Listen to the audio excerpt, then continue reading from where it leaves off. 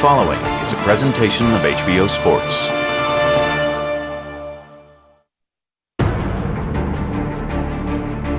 He's the middleweight champion of the world. 31 fights, 0 losses, one of boxing's pound-for-pound best. He has heart, will, desire, determination. He's a gifted athlete, more gifted athletically than most boxers you'll ever see. But recent lackluster performances have left some doubting his skills and questioning his desire. People saw in Taylor a chance for a new star. The hope now is that he is willing to dig a little deeper. Meanwhile, in the heart of Midwestern steel country, a new contender has risen, an undefeated knockout artist known as The Ghost.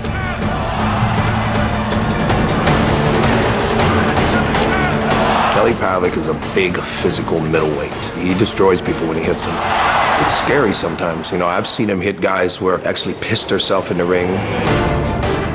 Kelly Pavlik, you know, everybody told me he hit hard, so what? I'm middleweight champion of the world. That's what you gotta look at. I haven't lost. He has to win, and really he has to win impressive. Kelly Pavlik is custom made for him. Big right hand for Taylor. The kid is showing guts. Well, Emmanuel Stewart's getting paid good money to say things like that. I have a feeling that Emmanuel's concerned. So is Jermain. You have these two prime undefeated middleweights in a head-to-head collision for the middleweight championship of the world. It's a throwback fight. This is the story of a boxing superstar on a mission to reaffirm his greatness and a local hero hungry for the victory of a lifetime. With those 5,000 jabs. This is the countdown to Taylor Pavlik.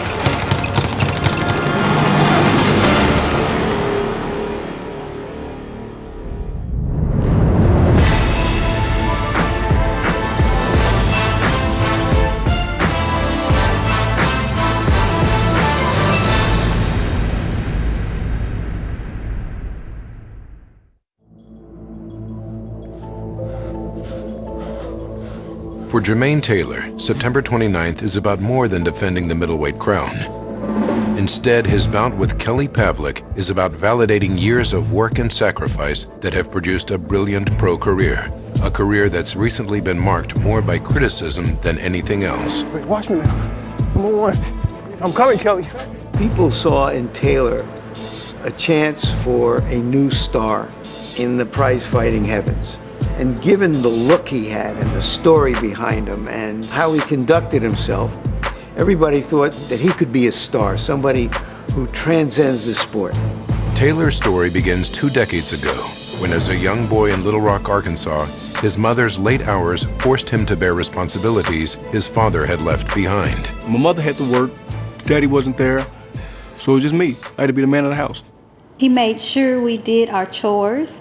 He made sure we were in the house on time. He made sure that we were very taken care of. While keeping an eye on his sisters, Jermain developed into a gifted athlete, and soon he found his way to Ozell Nelson's local gym, much to his mother's dismay.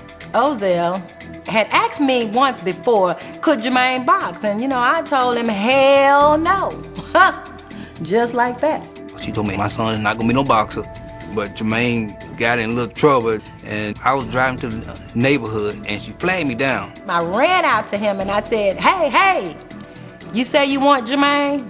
Well, you can have it. It gave me something to do. And my coach always told me, even though I got the crap beat out of me that first day, if I stick with it, you know, I'll be someone one day. That day came quickly for Taylor. His rise through the amateur ranks culminated with bronze medals at the '98 Goodwill Games and 2000 Olympics. Stardom was clearly imminent, and he joined the pro ranks soon after.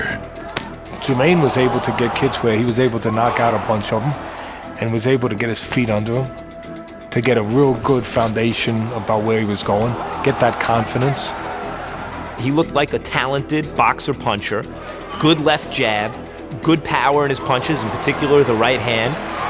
And when he became the middleweight champion in 2005, he got a whole lot of people that weren't otherwise boxing fans to become fans of Jermain Taylor simply because he was their professional sports franchise. Nowhere is that fan base bigger than in his home state of Arkansas, and some of the most valued support comes from a fellow favorite son. How you doing? I'm so glad to see you. Thank you so much. You look great.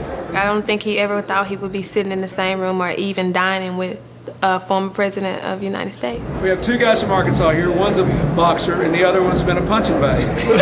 I've been a punching bag too though lately.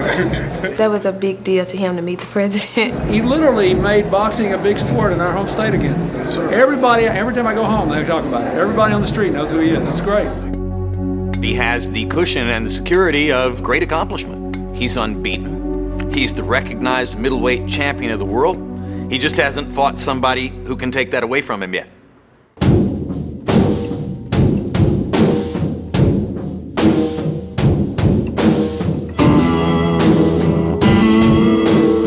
Kelly Pavlik's story begins on the streets of Youngstown, Ohio.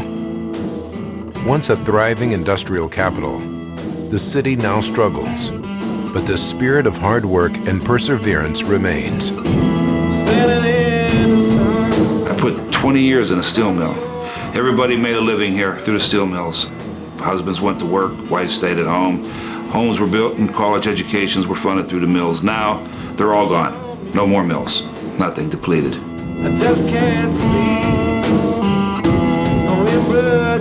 It's a rough area. Youngstown's rough. You know what the sun's all about when the lights go out. You learn a lot growing up there. You know, it keeps you down to earth and humble. And you learn to work hard. Nobody had nothing given to him. Everything was just had to go out and earn it yourself. When you know that he comes from Youngstown, then I say, I think I know that guy. He's a tough kid. And there's some kind of muscle memory in that region about what you do if you want to fight your way out and fight your way up. Pavlik was the youngest of three boys, and though it would take him a while to step in the ring, the opportunity to fight was never far from reach. You know, you have three boys in one little house, and you know, the tension builds. And it was always just flicks in the back of the head, and next time they come and do it again, it'd be harder. But then you sit there and you hit them, and that's what made me, I think, a little tough. Of course, Kelly being the youngest, he always wanted to be part of whatever they were doing, and he would start with them, and they would end it rather quickly. When brothers Ricky and Mike began spending time at the local Southside gym, 9-year-old Kelly pleaded with his parents to let him follow. You know, at that time, there was a lot of kids around the same age, and you get in there and you get beat up, and you get to punch somebody else, and, you know, beat them up, and it was just that contact, the one-on-one aspect of it that I fell in love with. He was a ballsy kid. And he would spar whoever I put him in the ring with, and he took numerous butt kickings. In the earlier days, I used to go down there after work, and I could see his enthusiasm, and I could see his confidence level growing. That's what I'm talking about, Coach. And I can remember the day that it all turned around. There was no more butt whoopings. Everything stopped. The kids that were sparring with him all of a sudden wouldn't spar with him. Out of nowhere, he just started knocking people out, dropping people. There was 2 or 3 guys that were carried out on stretchers. We would go into a fight, and we just knew that we were going to win the fight. To this day, we still know we're going to win the fight. He just goes into it with so much confidence. Well, he's expected to win, and knows he's going to win, and that's the bottom line. Pavlik steamrolled his way through the amateur ranks, and at the age of just 17, he qualified for the 2000 Olympic trials, where he was stopped by an amateur phenom out of Arkansas named Jermain Taylor. You know, it was a good fight. I can't say that I won the fight. You know, I'm not going to sit there and say I got robbed. He was experienced. He was older. You know, I learned a lot from that fight. And now I think the difference is that I'm 25 years old. I'm grown. I have a lot of experience behind me.